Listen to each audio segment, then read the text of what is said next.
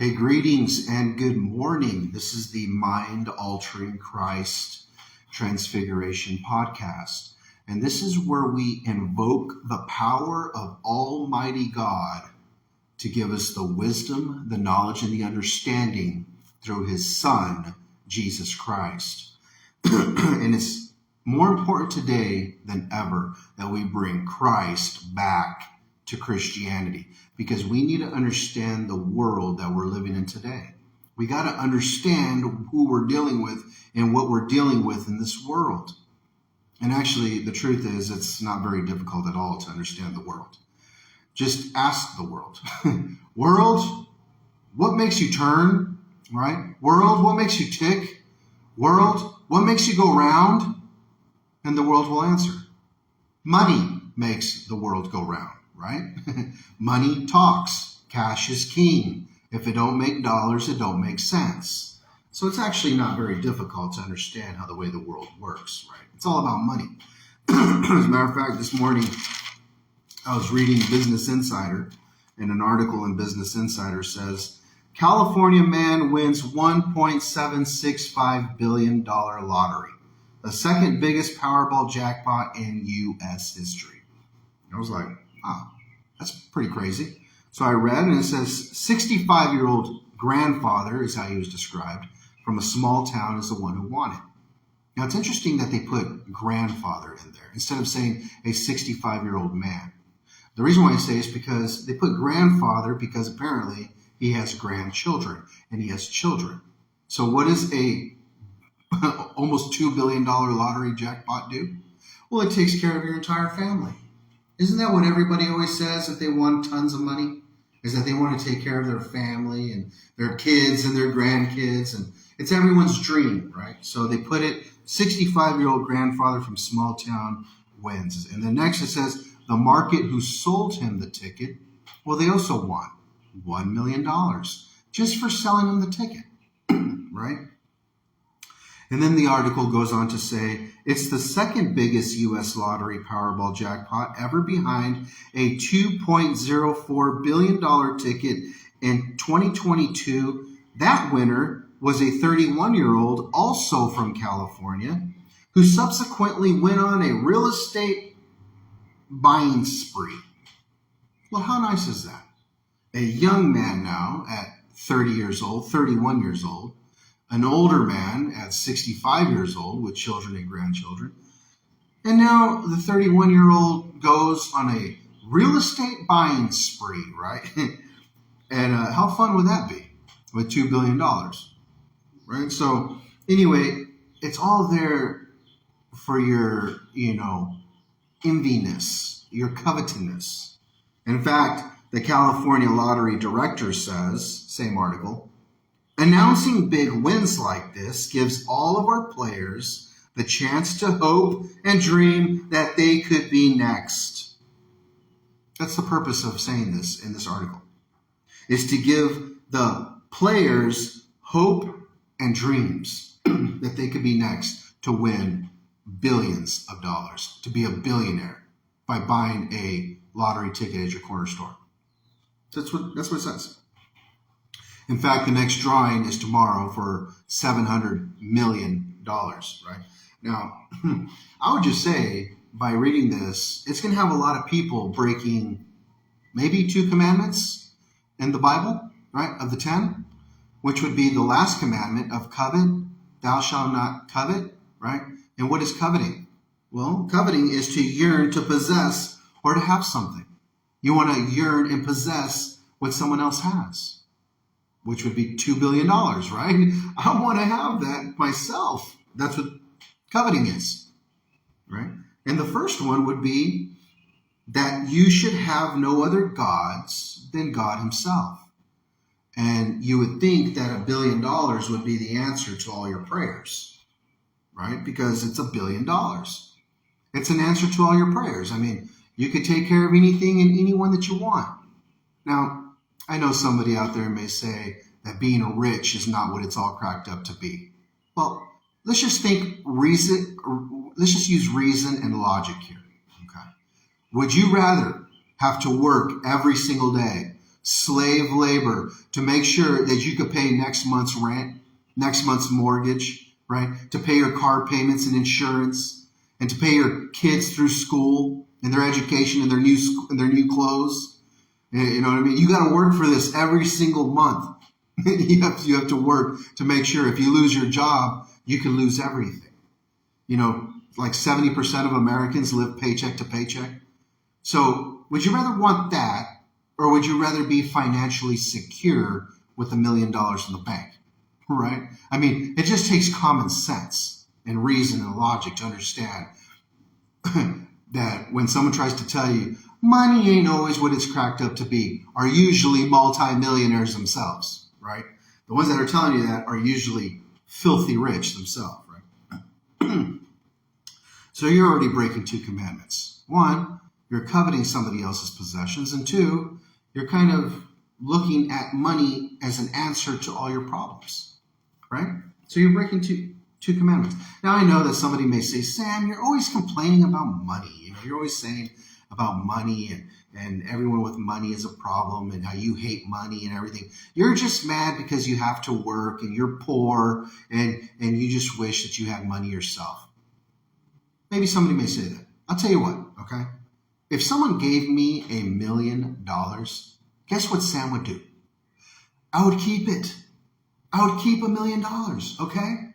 I would keep it. I have a lot of bills I have to pay, right? And I would spend $1 million on what everyone else will spend money on, okay? I would keep it. I'm not trying to force you to get rid of all your money here, okay? And to get rid of all your possessions, all right? As a matter of fact, this lottery ticket, I may go out and buy one of these Powerballs for $700 million myself. The drawing is tomorrow. I might do that. Okay? I may go out and buy a lottery ticket. Why? Because you can do whatever it is that you want to do.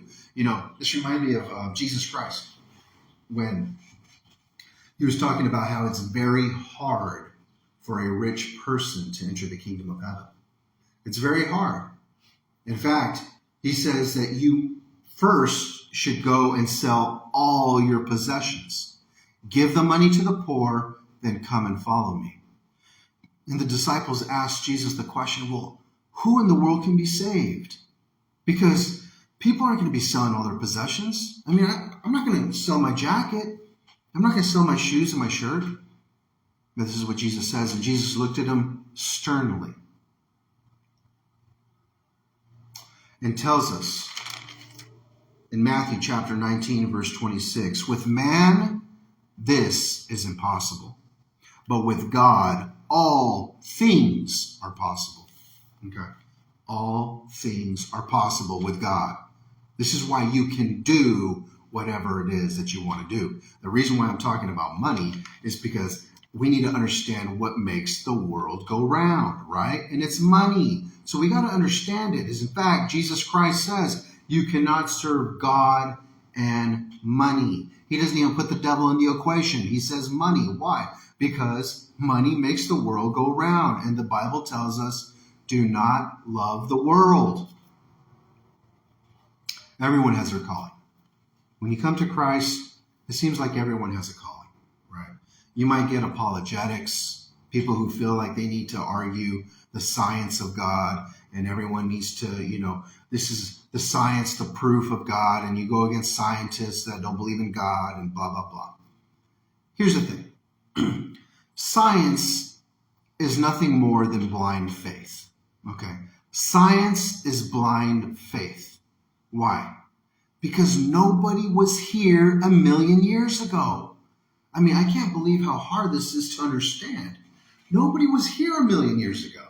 Nobody was here 5,000 years ago.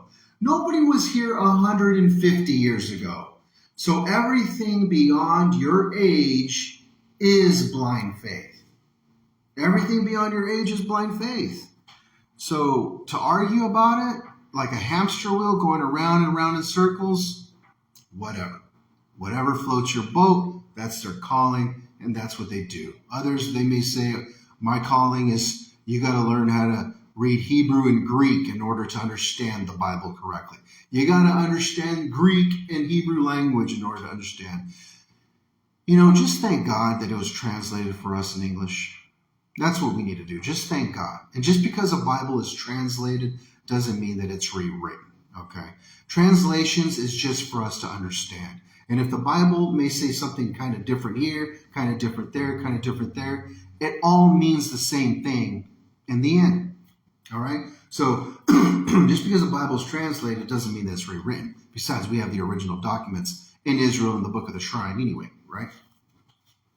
Or you may have, ministry that is about the end times, next month's eclipse, where it's supposed to be dark for 5 minutes out of the day, or the red heifers getting sent to Israel is a sign of Jesus, coming next month, or whatever their ministry is, right? Or the war in Israel and Hamas, how it's leading to the end of the world. Okay. If these are your ministries, okay, God bless you. That's not the purpose of this podcast. Or you may have somebody who wants to talk about politics, about what's happening in America. It's all about politics and the God's command that you go out and vote, that you go out and get involved in this world's politics. Listen, I've already said it before and I'll say it again. How do you have an honest election with a bunch of liars? How do you do it? How are you supposed to have an honest election with a bunch of liars? Cheaters. What is cheating? It's dishonesty. How do you have an election with that? So this makes something clear. It's not God's command that you go out and vote, okay? But that's somebody's ministry, all right? That's their ministry. That's what they like to talk about. What this podcast is we bring everything to reality. We bring it to your surroundings, your daily life, everything through the power of Christ Jesus. As a matter of fact, Jesus Christ tells us in Matthew chapter 24, verse 35, that heaven and earth will pass away, but my words will never pass away. The words of Jesus Christ will never pass away. And the way we can interpret this verse right here is heaven being the New Testament and earth being the Old Testament. Because earth is the beginning. In the beginning, God created the heavens and the earth, right? But the Old Testament has passed away. Why is the Old Testament passed away? Because nobody follows the law in the 5 books of the Bible. Nobody follows Leviticus. Nobody follows Deuteronomy. It's passed away, right? And as a matter of fact, heaven's never even talked about in the Old Testament.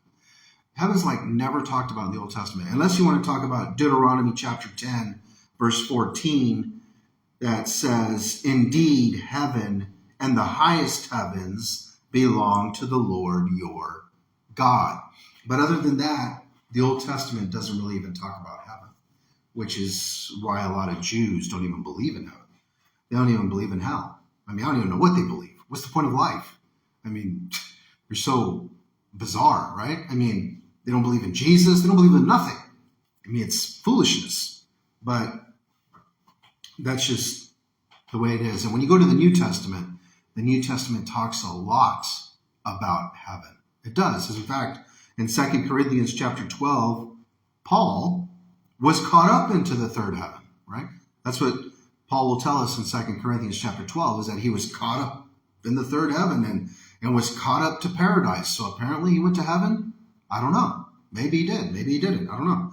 But Jesus Christ tells us, okay, that no one has ever gone into heaven except the one who came from heaven, the Son of Man. No one has gone into heaven except the one who came down from heaven, the Son of Man. That's it.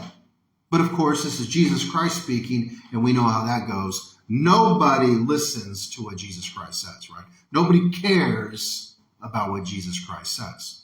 So this is what Jesus says, and not only that, but that's what the greatest person who ever walked the face of the earth, John the Baptist, says, is that nobody listens to what Jesus Christ says. How few listen to what Jesus Christ says. And Jesus even tells us, how can you possibly believe if I tell you about heavenly things? How can you possibly believe if I tell you about heavenly things?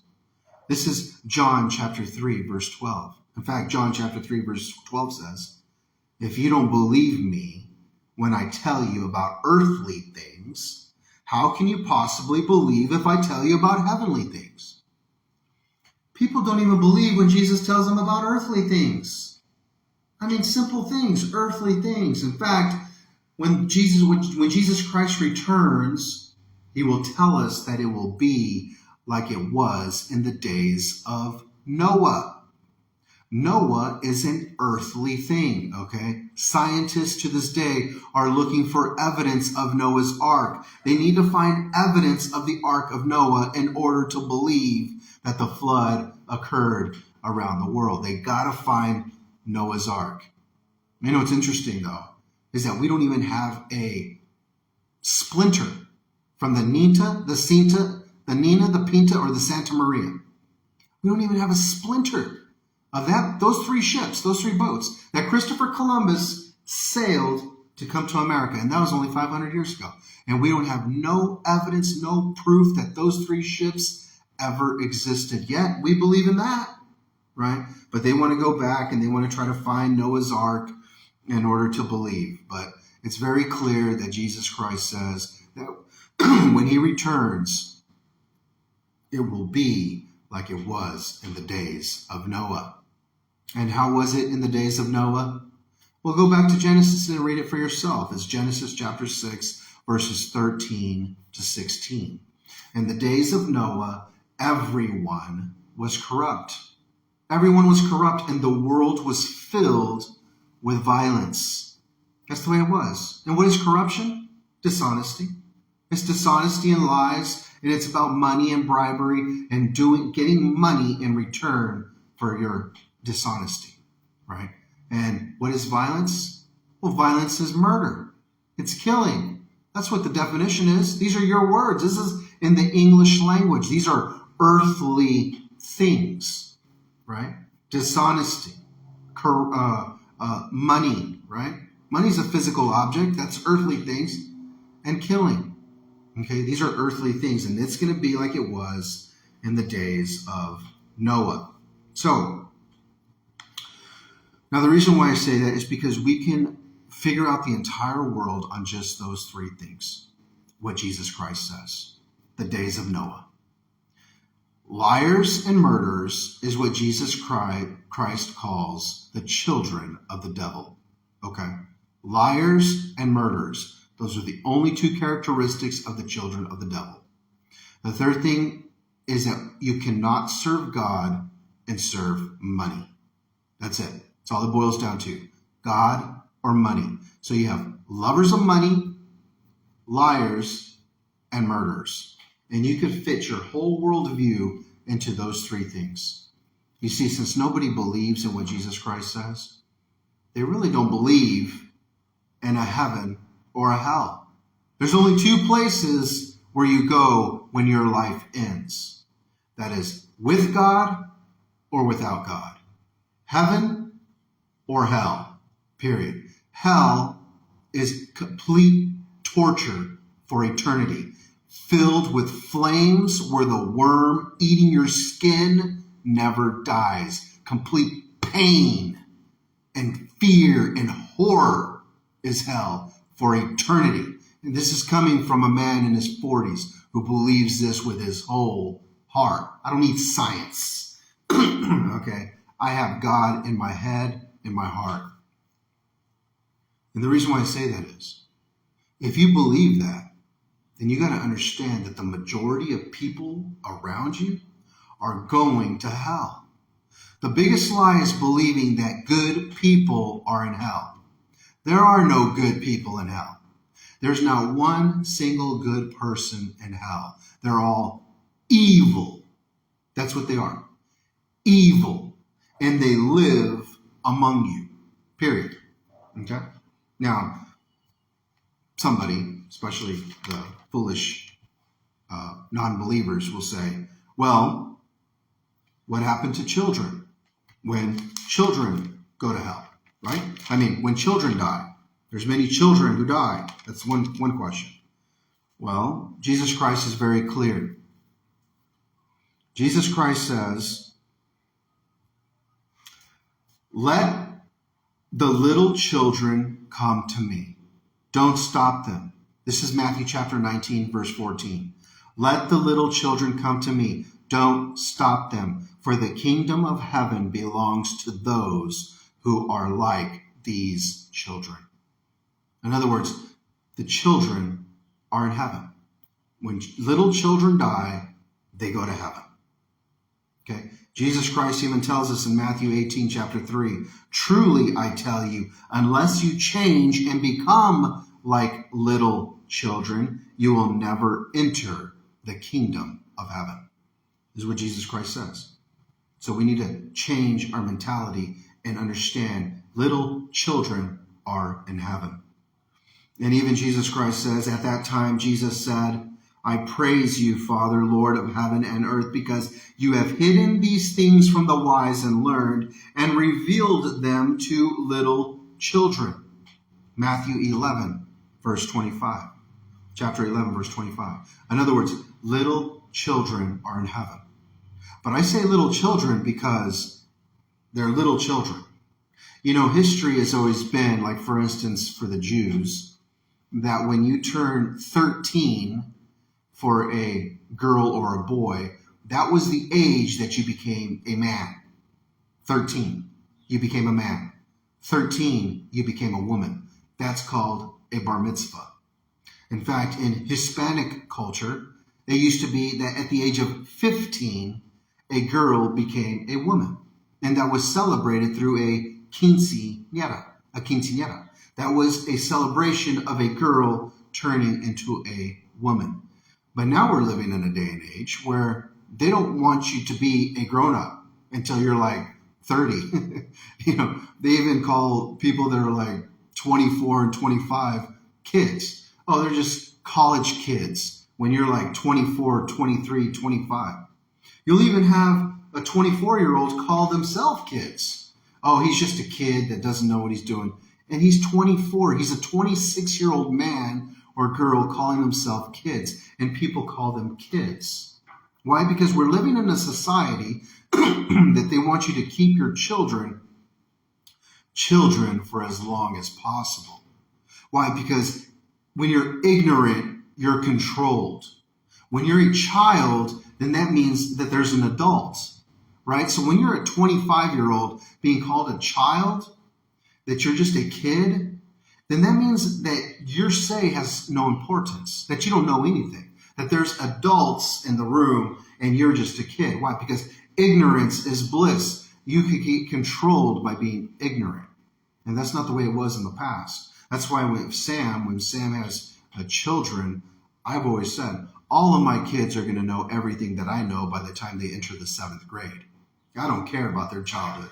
They're going to know everything they need to know before they enter the 7th grade so that they can have all the right direction. I'm not going to try to keep my kids as children all the way up to 25, which is interesting because today, and this is Business Insider, is that 50% of young people 18 to 29 years old, look it up, Business Insider, they say that more than 50% of people 18 to 29 years old live with their parents.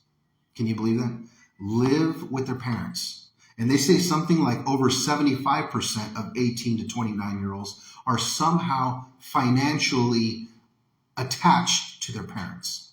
In other words, their parents are financially helping them. Why? Because if more than half are living with their parents, they're being treated like children. This is the problem with society, in which children brings ignorance. They want you to be ignorant for as long as possible. This isn't the way it was in the past. It used to be when you're 13, you became a man. When you're 13, you became a woman. But now they want it to be, I saw a recent study that said, your brain doesn't fully develop until you're about 28 years old. What? This is what science says, that your brain doesn't fully develop until you're like 28 years old. So what are you saying? That 28-year-olds are still kids? If I'm 26, 27, I'm still a kid? You see, with kids comes ignorance. And that's what society wants. They want you to be ignorant. So Jesus is very clear is that little children are in heaven. Little children. I mean, there was this assassin, right, from Mexico, killed like 35 people. And he was like 14 years old. 14 years old, killed like 35 people. That's a straight devil right there. And he's 14. Why? It says little children are in heaven. So we don't believe these things, right, about what Jesus Christ says. That yes, anybody that wants to say, well, how can a good God, right, allow his creation, his children, to live in such an evil world, right? How can a good God allow his creation to live in such an evil world? Well, what does evil even mean? Profoundly immoral and wicked. Profoundly immoral and wicked. Bad, wrong, sinful, ungodly, foul, vile, sinister, devilish, demonic, dark, heinous, crooked, shady, dirty, despicable. I think we get the idea of evil, right? Do we have that all around us? Evil. Can you see evil in this world? I mean, there's a lot of people in prison, and just a handful of these type of crimes: identity theft, battery, robbery, assassination, assault with a deadly weapon, sexual assault, trafficking of persons or drugs, murder, manslaughter, arson, kidnapping, embezzlement, domestic violence, burglary, bribery, and auto theft. This is just a handful of types of crimes that people are in prison today with, right? So we can agree that it's an evil world. Now, someone may say, how can a loving God allow their creation to live in an evil world?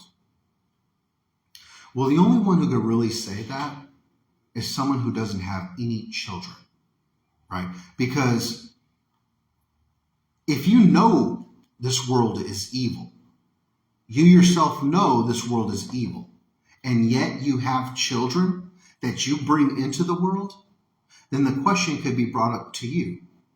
How could a good parent who you claim to be bring a child in to such an evil and wicked world? The question could be brought up to you. Well, for the most part, it's because, sometimes it's just people's ego. They want to have little versions of themselves, right? So they want to have children. It's all about ego. They want to have a legacy. They want to have grandchildren and this, and that. I'm just going to be honest with you, man. A lot of people out there who have children should have never had children to begin with. I'll just be honest. You should have never had children, period.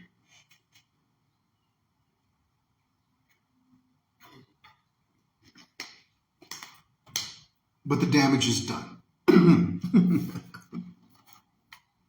So the point is, a simple response to someone who says, how can a loving God allow, children to suffer, would be stop having children, right? Just stop having children. And then guess what happens? Children don't suffer, right?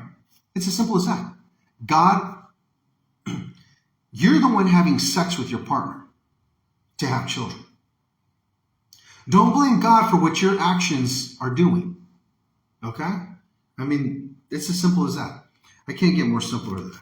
Anyway, so let's go back to the two places that eternity brings us: heaven and hell. You either believe it or you don't. You're surrounded by a bunch of evil people, right? Liars, murderers, and lovers of money. Now, we touched on this topic a little bit last week, which was what you see on TV, Dateline, right? Doesn't necessarily need to be true stories. You can also watch fake stories, and all these shows, Yellowstone, whatever, Dexter, Breaking Bad, they're all killing people in all these shows anyway, right? It's all about money and selling drugs. He didn't have any money, a science teacher, so he went out and started making meth and started doing, it's all about money, lies, and death. Or you could go to the real life shows, Dateline, 48 Hours. And it's always going to be the wife killing the husband, right? Wife kills the husband, or the father killing the son, or the parents killing their children, or the children killing the parents, right? Or the husband killing the wife, or a brother killing a brother. These are what these datelines are always about, right? They're always killing each other. And the issue is they're always about life insurance policies. More than half of these shows, Dateline, 48 Hours, Forensic Files, anything that has a storyline to it that are true crime stories are always boils back down to life insurance policies, okay? And that's what we're talking about last week, is about life insurance policies. So these are the ones that love each other, right? These are the parents that love the children, supposedly, the children that supposedly love the parents, and they end up killing them. Like there's a story recently, which is the Menendez brothers, right? The Menendez brothers, they killed their parents back in the 90s, I think it was, 90s or 80s. They killed their parents, both of them with shotgun blasts, boom, boom, boom. And within a month, they were on a spending spree. They bought cars, new homes, jewelry, clothing. Then the target was on them, right? They started to look into them, and it turns out that they ended up killing their parents for the money, like it was. But it went through trial, and in trial, it turned out that the parents, what they claim, were molesting them as children, right? Now, this is why I have a problem with this type of situation, because the parents aren't there to defend themselves. Okay, it's kind of like this movie, I Can Only Imagine. All right, there's a Christian film out there that's called I Can Only Imagine.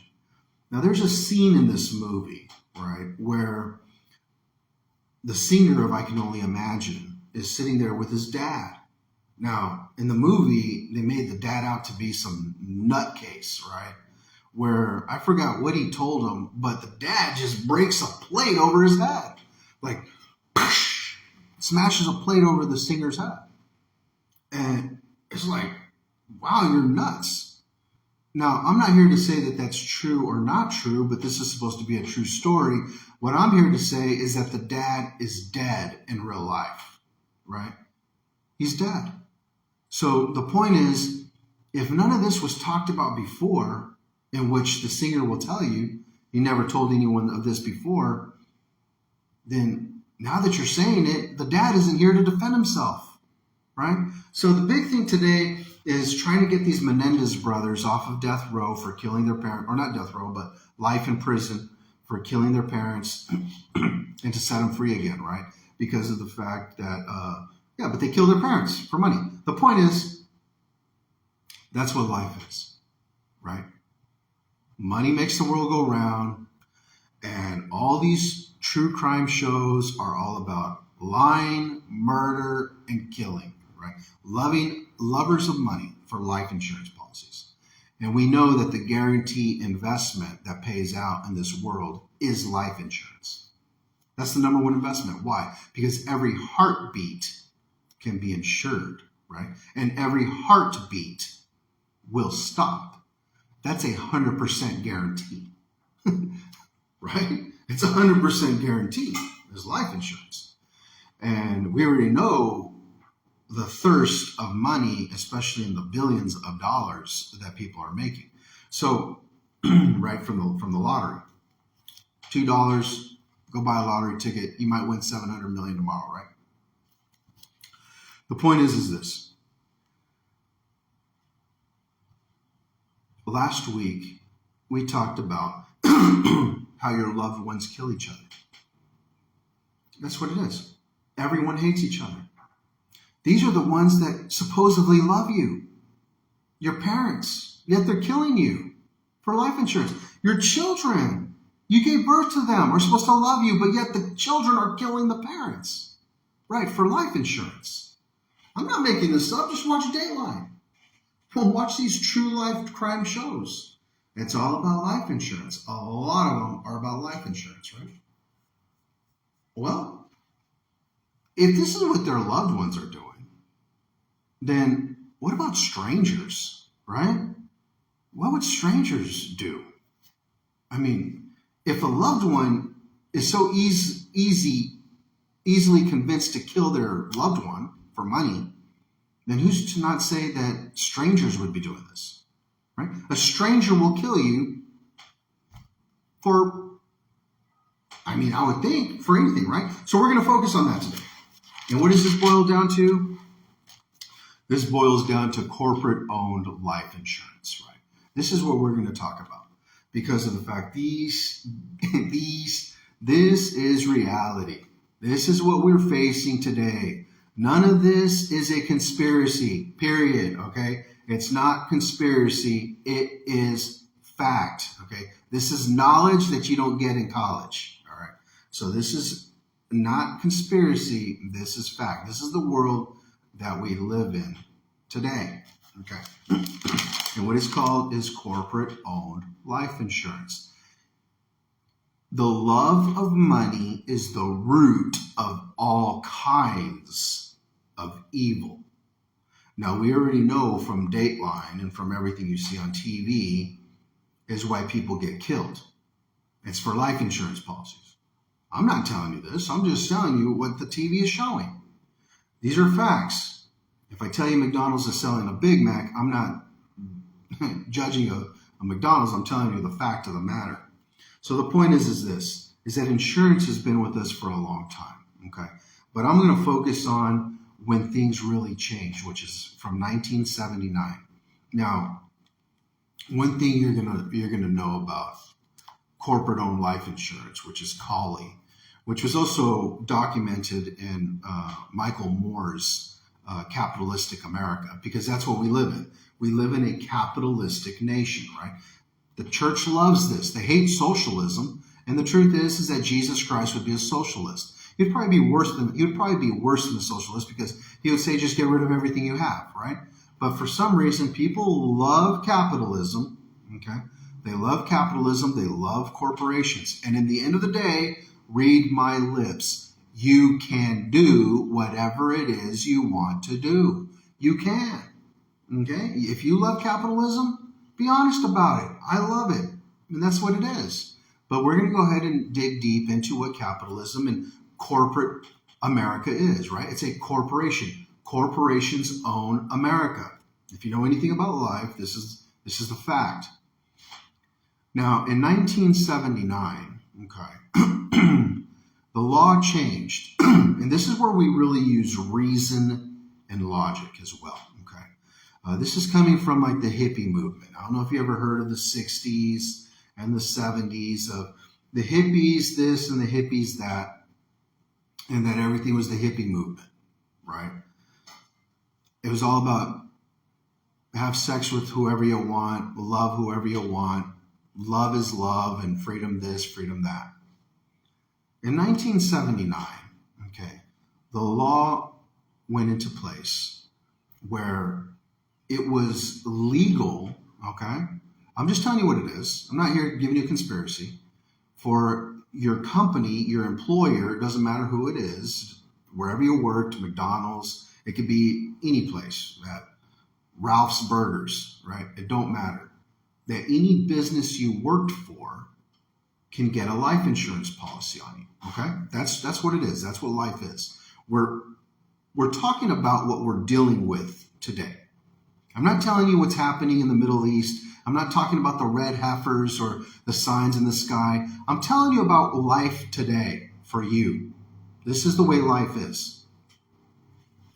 And from 1979 to the year 2006, the law is that any business can get a life insurance policy on their employees, right? This is what Walmart did big time. You can see this in Michael Moore's Capitalism, right?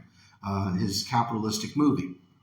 And Walmart did this, especially Walmart, but everyone did this. Okay, this was a normal practice. I'm not telling you anything here that is illegal. Okay, I'm not telling you that, whoa, now you're getting to a conspiracy. Now you're telling us what's legal. I'm not telling you anything that's illegal or anything that's a conspiracy. I'm just telling you what it is, right?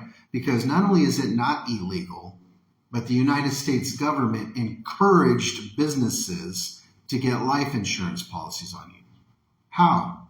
Through tax deductions, right? And through other types of rewards and methods. The government encouraged companies and businesses to get a life insurance policy on you so that when you die, they get paid, your company. Now, we're going to go in a little while. We're going to see how the way that this works, okay? Now, one thing is certain. Whenever you look into corporate-owned life insurance, it's very complicated, extremely complicated to understand, okay? It's very complicated. The waters are very muddy when it comes to this type of business, and it's done that way on purpose, right? They muddy the waters to make sure you don't understand it as a normal consumer, okay? So the waters are very muddy. It's hard to understand, and it's hard to actually get the facts of the law of how the way things ran. But in general, this is what it boils down to, is that in 1979 to 2006, in America, I'm not speaking about other worlds, but other countries, but I'm sure they could do the same thing, is that it was legal for any business to get a life insurance policy on their employee. That's what it is. It's legal. And not only was that legal, but it was also legal for them not even to tell you about it. They don't even need to tell you. You go apply for a job, right? They hire you for the job. And next thing you know, you got a tag on you worth $200,000, right? So if anything ever happened to you, you die, they get paid, okay? That's the way it is. That's capitalistic corporate America. There's no way around this, okay? Like I say, I'm not telling you a conspiracy. I'm telling you life. This is where we use reason and logic. So in 1979, before 1979, it was only the key players of a business. So you had to be either a manager, assistant manager, CEO, or maybe even owner of a company in order to get a life insurance policy on you. But in 1979, they just did it completely. Anybody could get a life insurance policy on you, right? As a matter of fact, why don't we just go to the corporate-owned life insurance Wikipedia page and just hear a little bit about what it has to say. This is online. And so what they say is, so long as the employer, all right, complies with the new rules adopted in 2006 and characterized as the Colley Best Practice Acts, however, the tax-free nature of the death benefits and the tax deferral on earnings credited to policies value remains. Okay, so even though life had changed, even though things changed in 2006, everything still remains the same today, right? There's only three characteristics different than what they did back then, which was from 1979 to 2006. Between that window of 27 years, right, when I was in school, right, when I was a schoolboy, is you had these older people that are now in their, 60s, 70s, 80s, a lot of them, are dead. They were able to get life insurance policies, and this was life as the way it was for 27 years. For 27 years, it was a no-hose-barred life insurance fest with getting life insurance policies on whoever you want. Now, this is where this became crazy. There was so much life insurance policies that people were getting, especially in the 90s and in the late 80s, right, that they had to change the law in 2006. That's what we read. They adopted a new law and characterized as the Colley's Best Practice Act. And what they did is they put three motions into play, okay, that now, to this day, you need to be notified in writing that the employer intends to insure the employee's life and the maximum face amount for which the employee could be insured at the time the contract is issued. Now, again, this is coming straight from the from the Kali Wikipedia page. You can go read this yourself. Be notified in writing that the employer intends to insure the employee's life. So this is the 3 rules that came into play as of 2006. Because before 2006, there were no rules. Okay? They just got life insurance policies on whoever they wanted to. So now they need to notify you in writing that you're going to be insured and the maximum face amount for which the employee can be insured at the time the contract is issued. That's number 1. Number 2 is provide written consent to be insured under the contract, right, during and after active employment.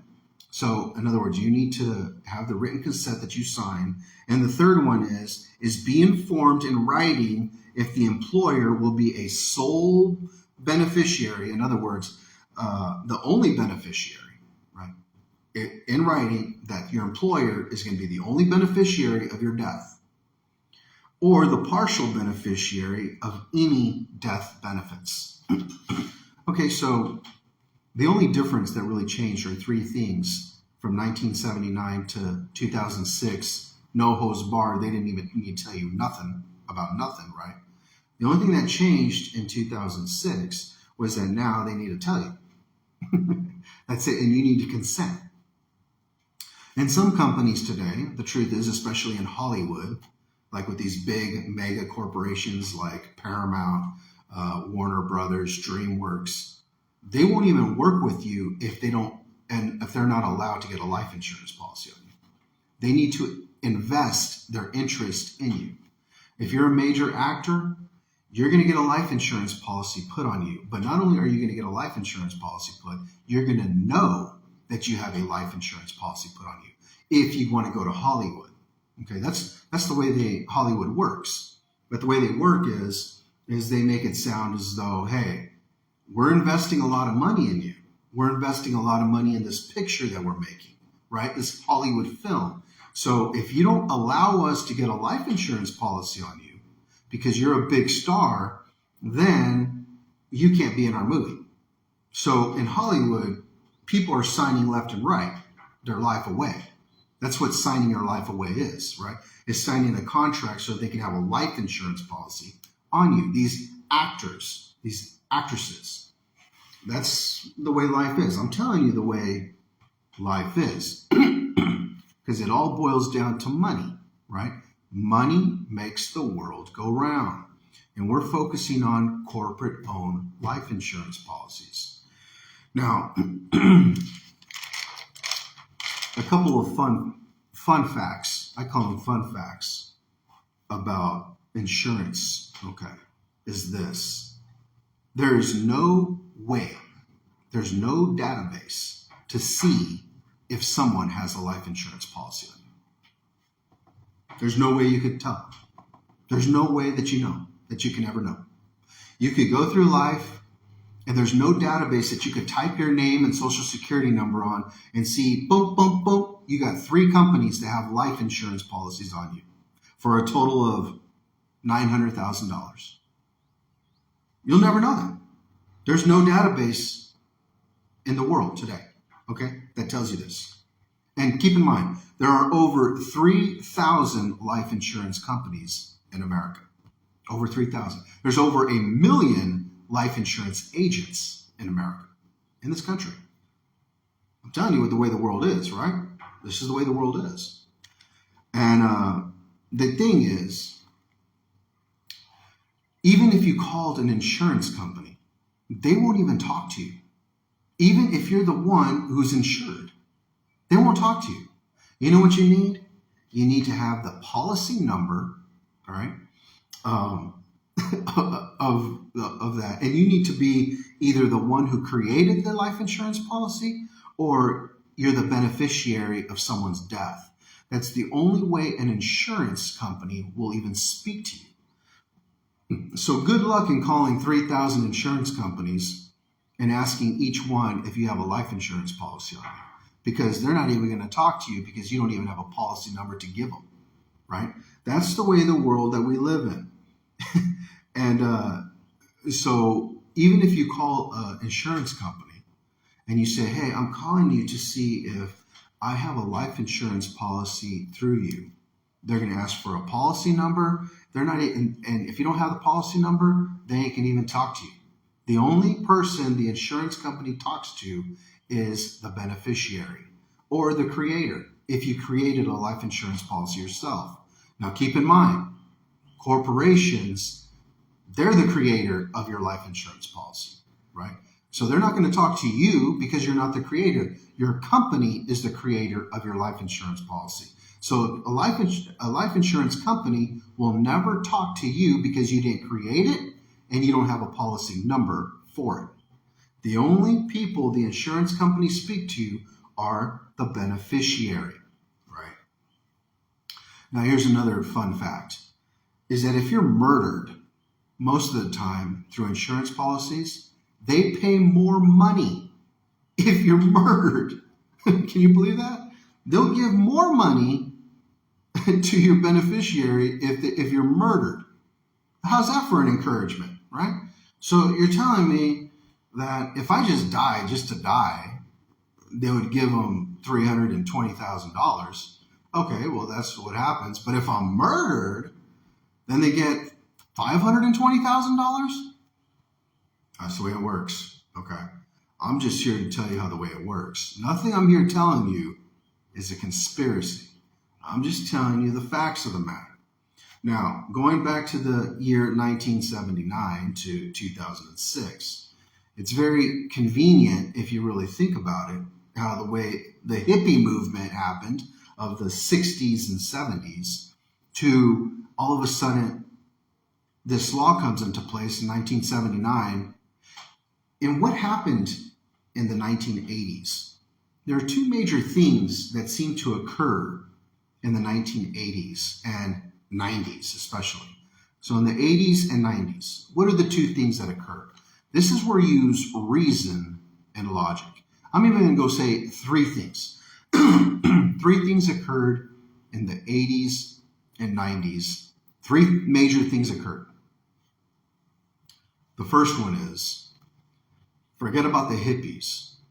Gang violence grew tremendously in the 80s, right? NWA coming out in 87, 88. The movie Colors, whatever. It was all gang violence, and there was a lot of gang violence in the 80s and the 90s. Those were probably the most violent decades in American history, next to the Civil War itself. The most violent decade in history was probably the 90s. The 90s next to the 80s. These are the most violent decades. What happened? What changed? Why did everyone just start killing each other? Why did people just start killing each other? Could it be that in 1979, the law changed where now life insurance policies were everyone was having life insurance policies? Could that be an issue? Could that be a reason? This is where you're just using reason and logic, right? What changed in the 80s and 90s? The second thing that changed in the 80s and 90s is AIDS, HIV. HIV and AIDS came out. The first case was about 79, 1980, right? This was a deadly disease back in the 80s and the 90s, especially in the 80s. If you got AIDS back in the 80s, you were dead within a year or two. In the 90s, you still died at rapid rates. It was a death sentence back in the 80s and the 90s was HIV and AIDS. Okay, this came out in the 80s and 90s. Isn't it convenient that these two things occurred? Violence rose and sparked off in the 80s and 90s like crazy.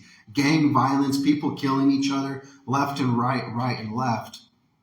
And then not only that, but AIDS also came into place, this deadly disease that killed millions of people, right? Killed millions of people. AIDS and violence occurred in the 80s and 90s. And both of them brought about death. They're both death. You're dying of a disease, AIDS, and you're dying of violence through gang life. in the 80s and 90s. What changed? What changed? Well, in 1979, everyone was able to be insured through life. Everyone. Therefore, it doesn't matter if you were a key person, you could be a janitor or even a peasant and still be insured. Why do you think it's called janitor's insurance or dead peasants insurance? Right? You got to put two and two together. And what do? We connect the dots. Okay? We connect the dots. And how do we do it? Well, just by the three things of what Jesus Christ says. You're a liar, you're a murderer, and you're a lover of money. What was the third thing that happened in the 80s and the 90s? The third thing that happened in the 80s and especially the 90s is everyone got rich. Everyone got rich. Isn't that what happened? Everyone got rich. Gang violence sparked off crazy in the 80s and 90s. AIDS was killing millions of people in the 80s and 90s, and everyone was getting rich. What happened? What happened? Well, what happened in 1979? They changed the law. This is the law. Anyone could get a life insurance policy on you if they are a corporation. And everyone got rich. This is from Investopedia, not Wikipedia, Investopedia. And this is everything you should know about COLI, or corporate-owned life insurance. The use of COLI as a tax shelter continued into the 1980s, when many firms would buy policies on large numbers of their lowest tier employees. Listen very carefully to what I'm saying. Many firms, and this is Investopedia, this is everything you need to know about corporate-owned life insurance. You can look this up yourself, it doesn't matter.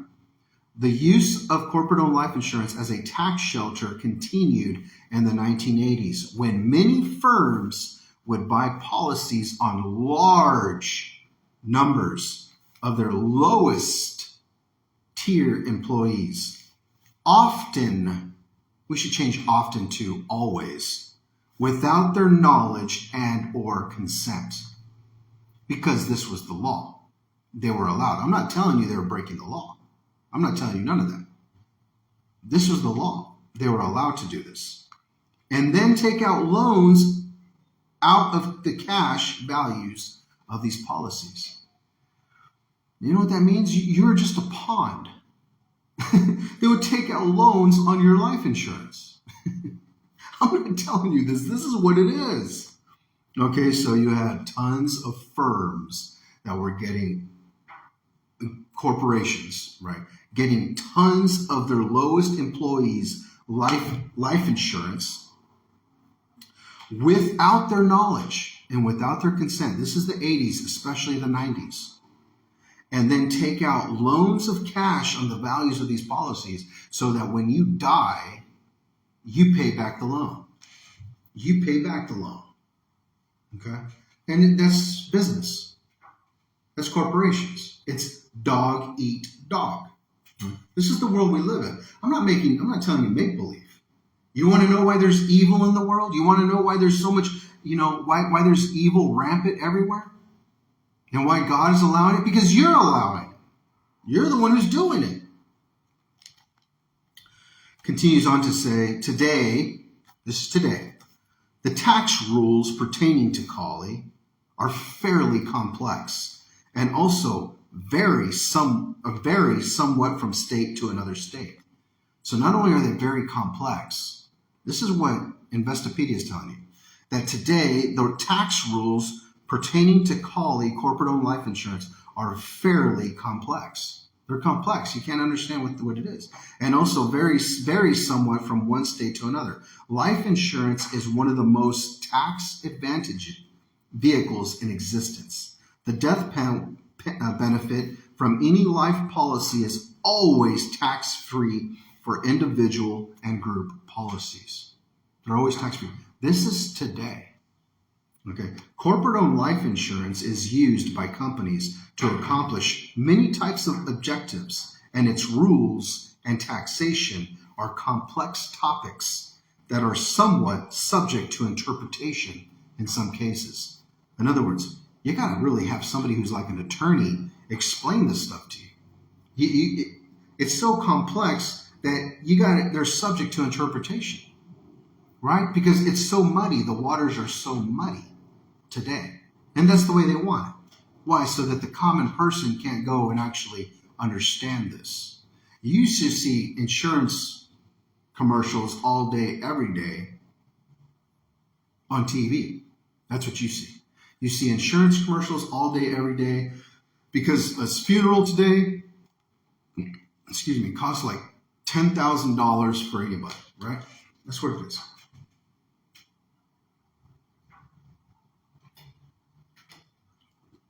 So you'll see insurance commercials all the time if you're even watching TV. But when you talk about corporate-owned life insurance, these are very complex to understand. And not only complex, but they're somewhat, they're subject to interpretation. You got to have somebody explain this to you, like really explain this to you.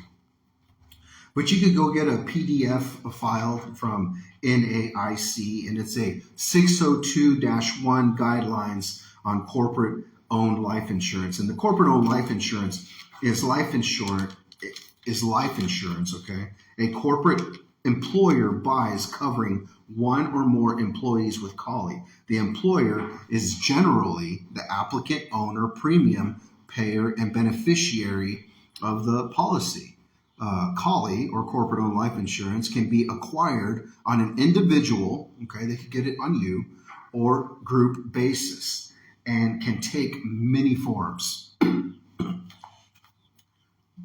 point I'm getting at is, this is the life that we live in, okay? This is the life that we live today.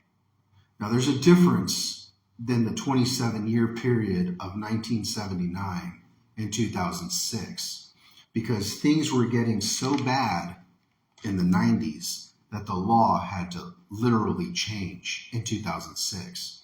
Because before 2006, nobody had to tell you that they were getting life insurance policies on you, right? Nobody had to tell you that they're getting life insurance policies on you. They just did it, and that was life. And not only did the law or government know about this, but the law and the government gave benefits and tax deductibles and credits to companies who practiced this. Why would the government do such things? Because actually there's 3 ways that you can avoid getting a corporate-owned life insurance policy put on you.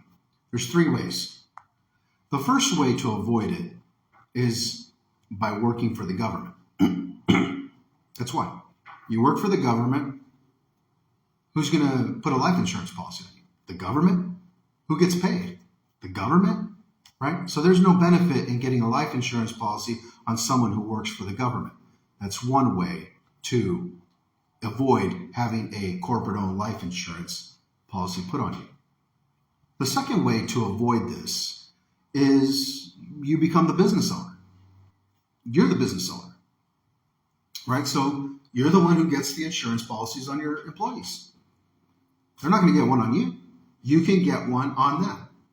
That's another way to avoid ever having a tag of life insurance placed on you, right? Through a third party. And the third way of avoiding ever having a life insurance policy on you is by criminality. You just never work, right? You don't work for anybody.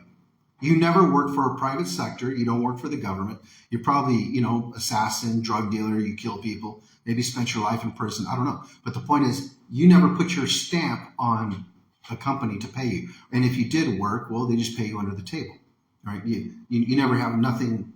You never pay taxes. You don't do anything. So those are the 3 ways that you could avoid getting a tax life insurance, to getting a life insurance policy put on you. Now, if you're not one of those three, a government employee or a, business owner or a criminal, then for the most part, you have a life insurance policy on you. Okay. That's just fact. I'm just telling you what the deal is. Now, this is very complex to understand, especially when you're in the years 1979 to 2006. Now, the way that could follow you also is, let's say that you're a police officer. Okay. Let's say you decide to become a police officer when you were 30. Why? Because you're the manager of, I don't know, Tom's Burgers. Okay. You're a manager at Tom's Burgers for your 20s. And little did you know that they put a life insurance policy on you at Tom's Burgers because you were the manager there and you were making $40,000 a year. But instead, you wanted to make $80,000 a year and you wanted to fight crime. And so you became a police officer. Well, that life insurance policy could tag along with you. Okay. That's another way that you could go into the government. But if you have any private sector of business before you start your life, doesn't matter if you're in the military, a firefighter, a school teacher, whatever it is that you did, if you ever worked in the private sector in America for corporations, then there's a good chance that you could have a life insurance policy on you. Why? Because it's the number one investment. It is. Didn't we just read that? It says here, life insurance is one of the most tax-advantaged vehicles in existence today. It is. And this is coming from Investopedia. Everything you need to know about college. This is found online. I'm not putting anything here. I'm not telling you a conspiracy theory. I'm telling you reality. So let that sink in for a minute. We already know Dateline. We already know 48 Hours. We already know forensic files. We already know what a husband will do to his wife. We already know what children will do to their parents.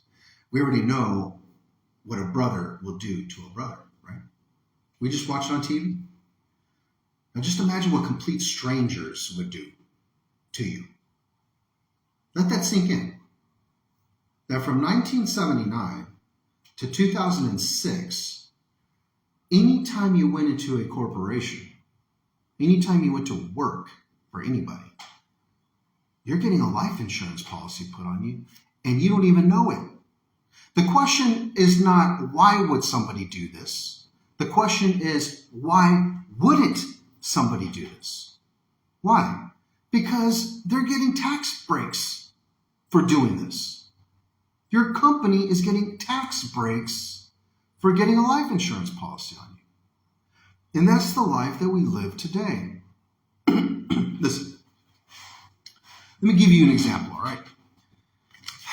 I'm going to use myself in this example.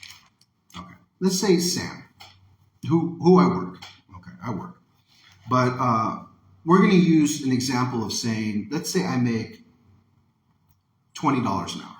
Okay. I make $20 an hour. $20 an hour is $800 a week.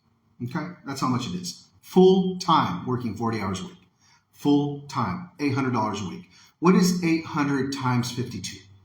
Because that would be a year, right? $800 a week times 52, that's $41,600 for the year. Okay.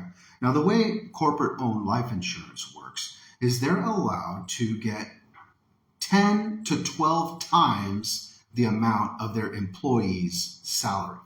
Okay, so you could fill in your own equation, however much money you make, whatever it is. I'm just using this as an example. Okay, so normally through corporate-owned life insurance, you could do your own investigation on all this. It doesn't matter. I'm just telling you the facts of the matter. Okay, is that a corporation could get a life insurance policy on you based on 10 to about 12 times the amount of your yearly salary. Okay.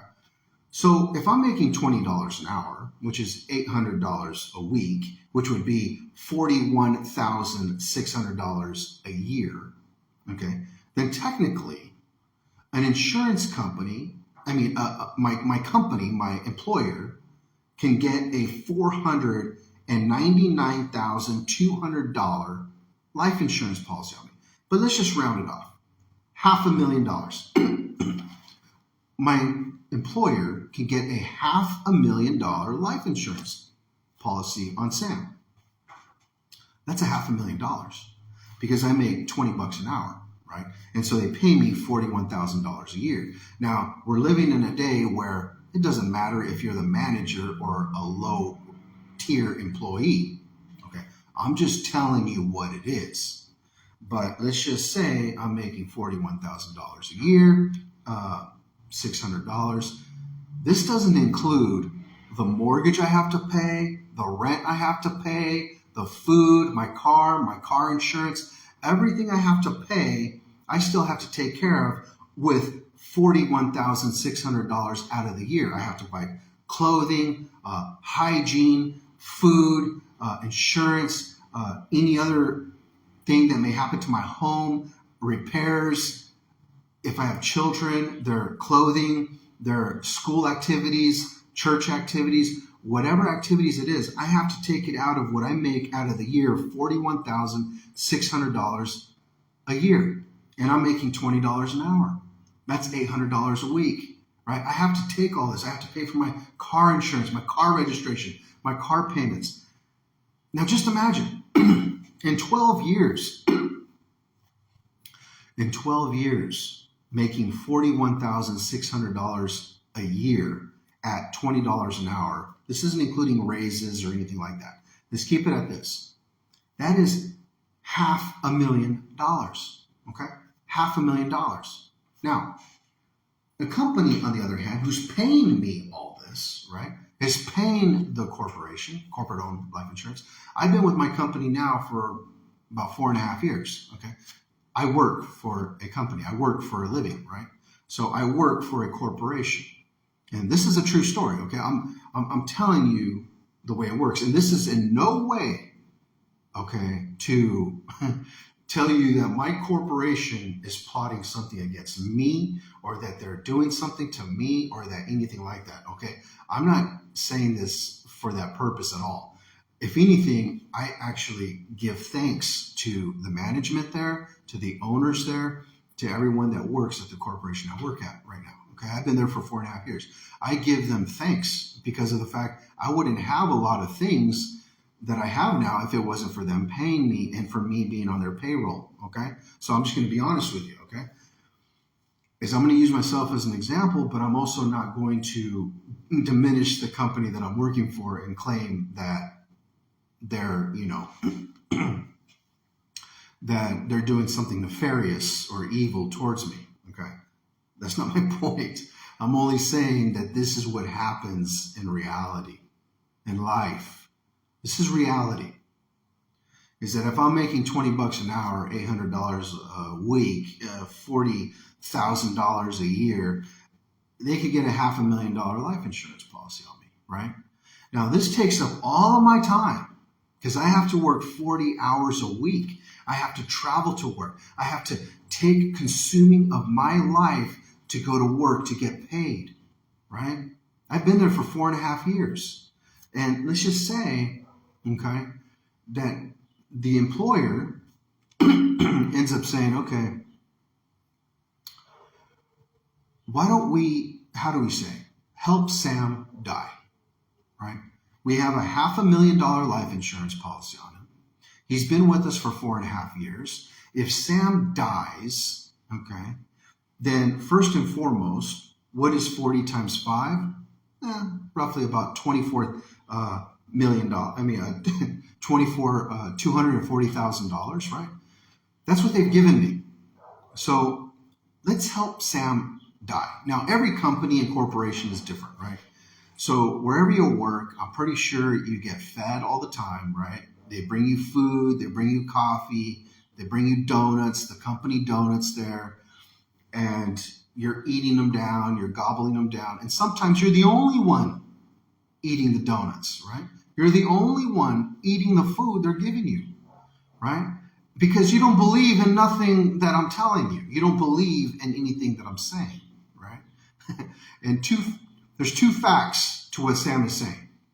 There's two categories that you could put everything I'm telling you.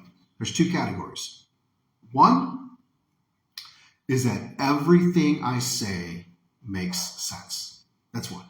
Two is that everything I say will eventually make sense. Those are the two categories that you can count on right here at the Mind Altering Christ Transfiguration podcast. Right.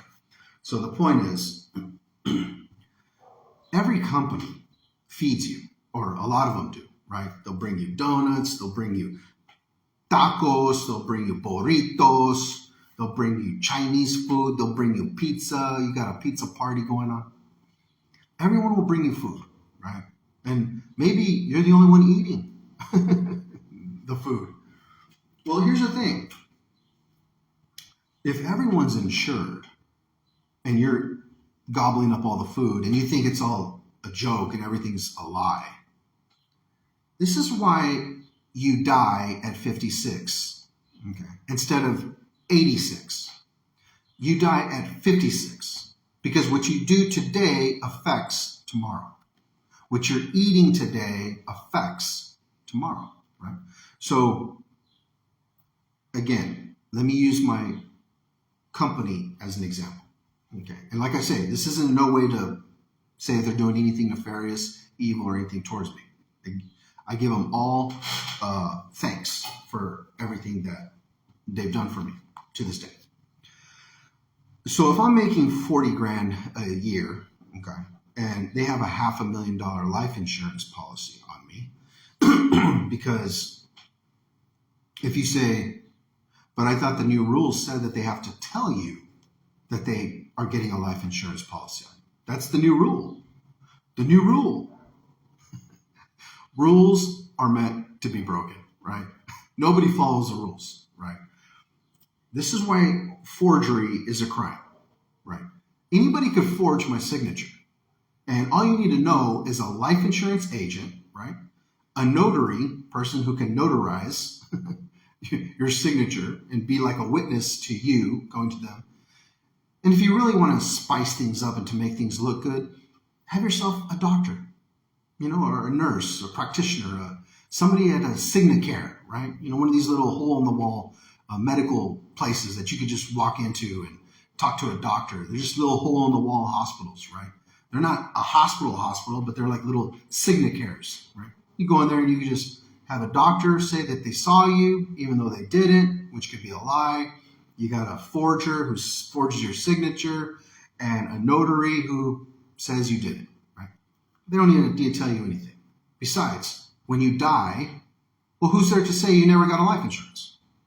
Hello, let's knock on your coffin. Knock, knock, knock, knock. Sam, are you there? Hey, did you ever sign for a $600,000 life insurance policy on you? I don't hear nothing. Why? Because the dead don't talk, right?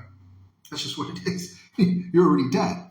So the point is, this is where liars, dishonesty, right?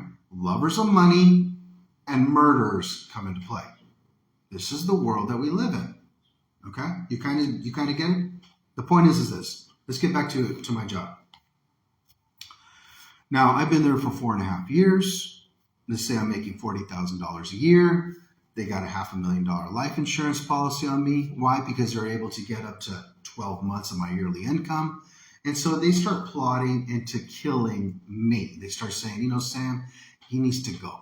Now, again, they don't really want to cause murder because murder draws attention, right? I'm just saying, just the way it works. Now, anybody could get murdered. Anybody could die.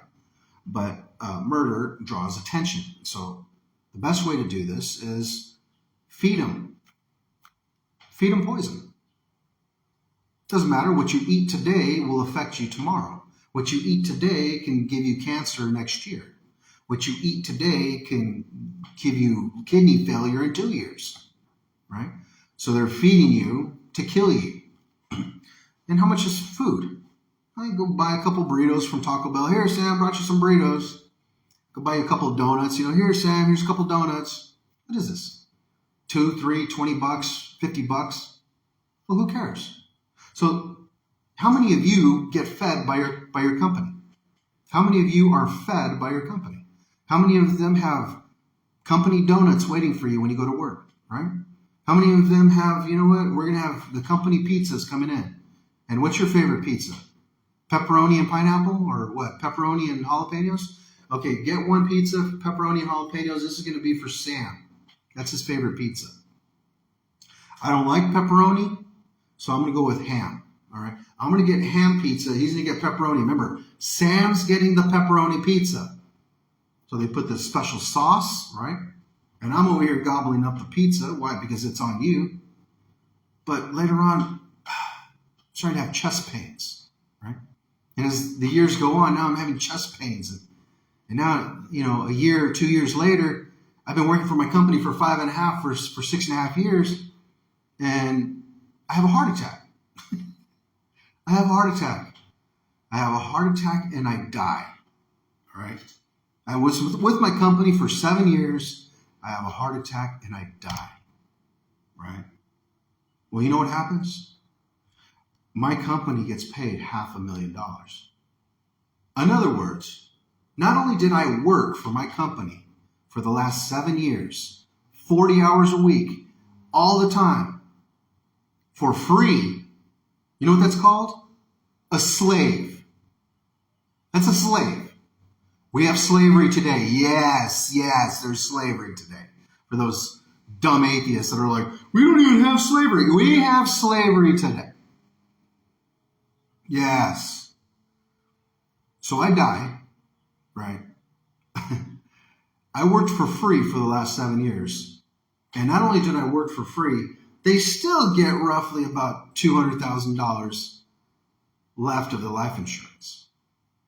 And the only thing they could say in the end of the day is, thanks, Sam. He was a great person, man. I love Sam. His smile was so catching. Everyone fell in love with his deep brown eyes. They love Sam. We love him. He was always a jokester and cracking jokes, man. I can't believe he died of a heart attack. But you know what you're never going to hear about? The $500,000 that they received on my death, right? I mean, this is a true fact here. I'm telling you. I worked for a company.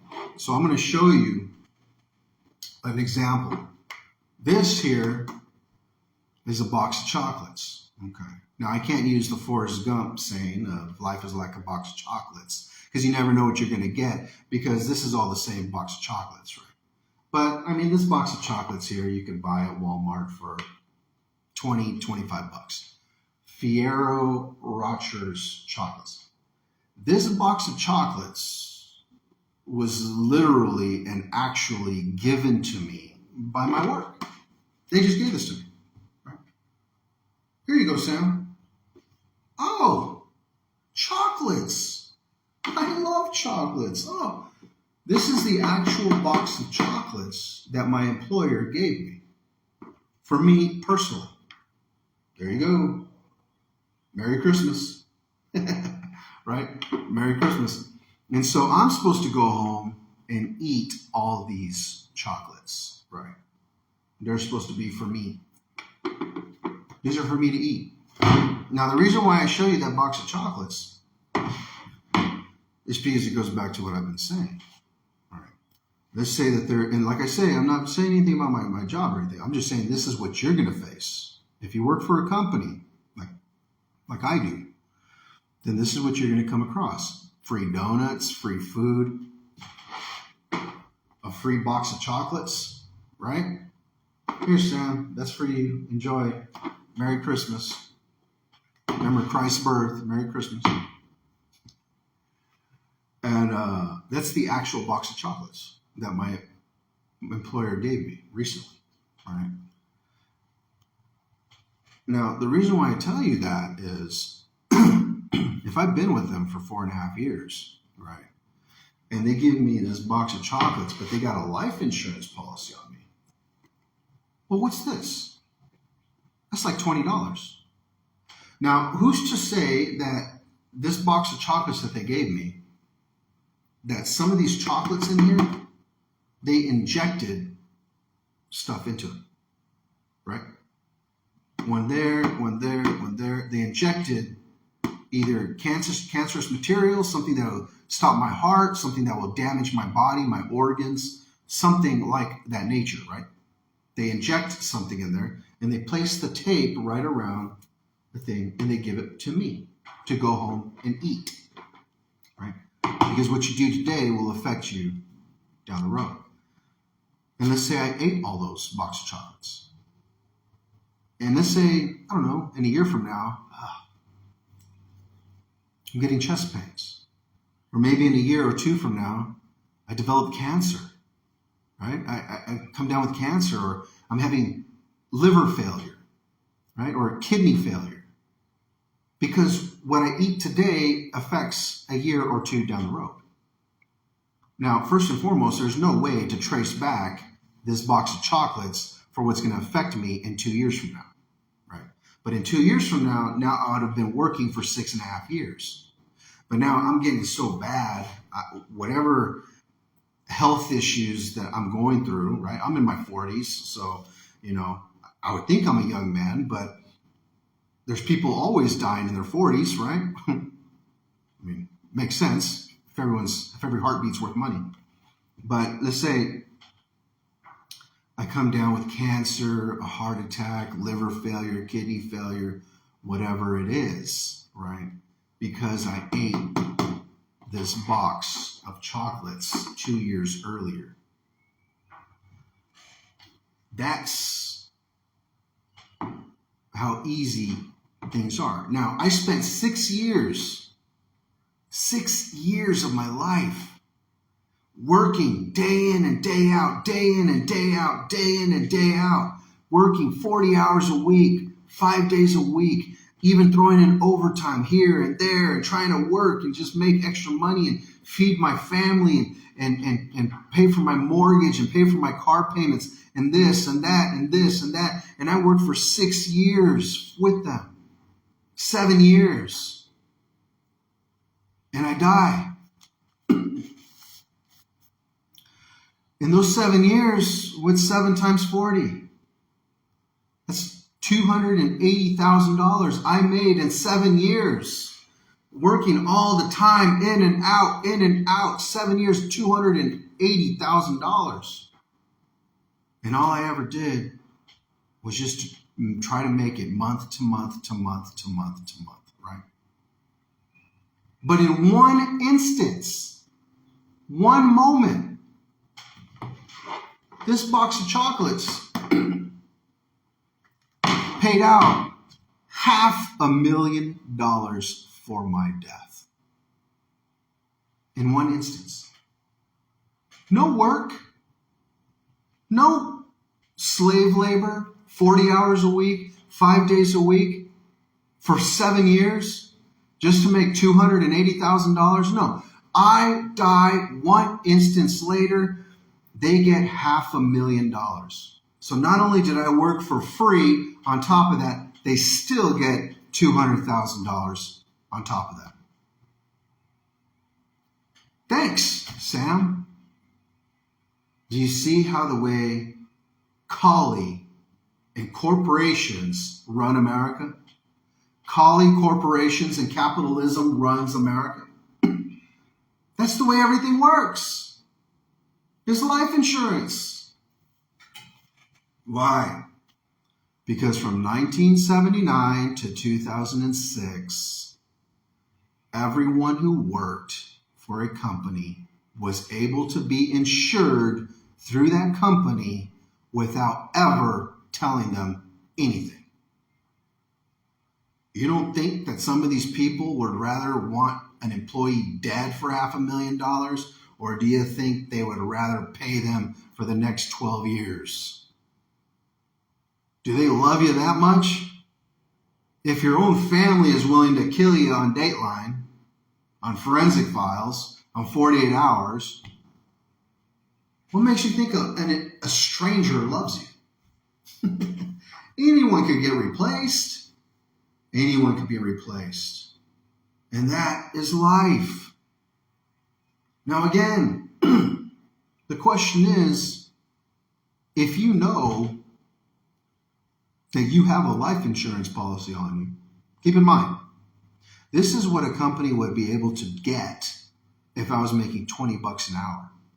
So if you were making $10 an hour, we'll cut it in half.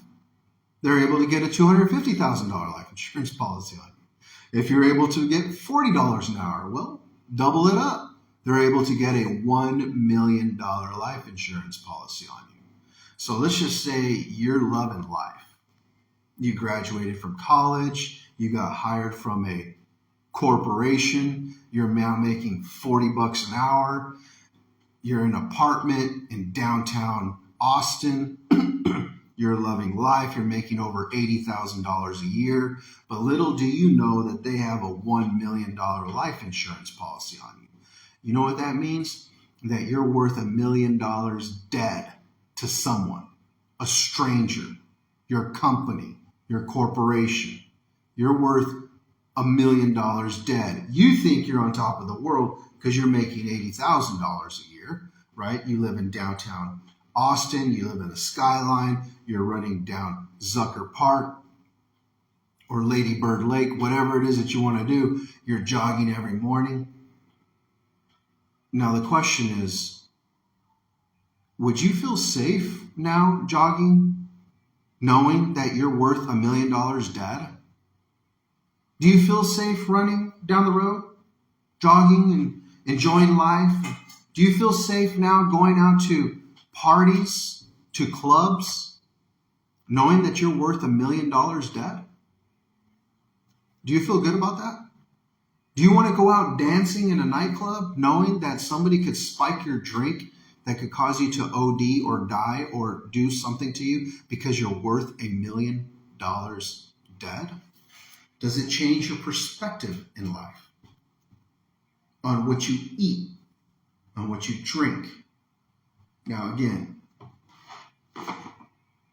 I haven't eaten this. I haven't eaten this. But let's say I told you that poison was injected into these candies, right? And it was given to me for me to eat. Now, I don't want to eat this. But you know what? I know my neighbor. My neighbor Juan, right? I know Juan. And I know Juan has 3 kids, right? He's married with 3 kids. I'm giving hypotheticals here. Juan is married with 3 children. I'm not going to eat this. But you know what I decide to do? I'm going to go take this over next door and I'm going to give it to Juan. Hey, Juan, I brought you something. I brought you a box of chocolates. I think you and your children would love to eat it. So Juan takes it. He's like, oh, thank you, man. That's nice of you. And I go, yeah, no problem. It's all good. And Juan takes the chocolates inside and gives it to his kids. And his kids are over there eating the chocolates, right? 2 years down the road, little Sophia, the youngest daughter, only 6 years old, now develops cancer. She has cancer now. Little Sophia. Why did God do this to us? Why is it God? No, it wasn't God. It was your evil people in this world. That's what it was. It was your liars and your murderers, your children of the devil. That's who it was. It was your lovers of money. They had wanted to do me wrong, right? I didn't know. I didn't know that there was this poisoned. I just figured, I know my neighbor and he has kids. They may enjoy this. So I give it to him and his kids, one of them develops cancer. Or let's say this. Let's say my neighbor's wife, my neighbor's wife, Juan's wife, whatever, put a name there, Jeanette, is pregnant. She's pregnant. And you know how they say pregnant women crave chocolate, right? Or just have cravings, right? That's what they say. A pregnant woman They get cravings. When they get cravings, you go out and you buy them whatever their craving is, right? Hamburgers, candy bars, chocolate, whatever it is. This is chocolate. Let's say his wife begins to eat a lot of these chocolates. In her pregnancy, her child comes out deformed, or maybe missing a limb because these candies, these chocolates were poisoned, and her child, her baby inside of her, was eating it. You see how the effects, the ripple effects of evil? This is why Jesus Christ says, if you don't believe me, this is Jesus Christ speaking. If you don't believe me when I tell you about earthly things, how can you possibly believe if I tell you about heavenly things? How would you possibly believe? You don't even believe me when I tell you that the children of the devil are liars and murderers. You don't even believe me when I tell you that money, you cannot serve money and serve God. You don't even believe these things. You don't believe me when I tell you that the road to heaven is narrow and only a few ever find it. You don't believe me. You don't believe anything I tell you. Why? Because there's a root to everything. Now, this is going to sound crazy. Okay. I know I'm talking about liars, murderers, and children of the devil, but the truth is that you can do whatever it is that you want to do. You can. You know, I almost feel like this needs even another week to talk about, because I know time's already going. And I want to keep these, condensed hour and a half. We might touch this subject again next week, actually, because of the fact,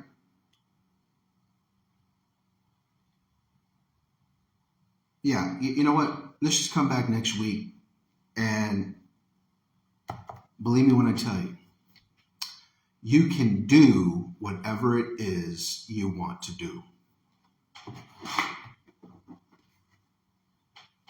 You want to put poison into a candy box of chocolates? You can do it and still be right with God. You want to take out life insurance policies and forge people's names? You can do it and still be right with God.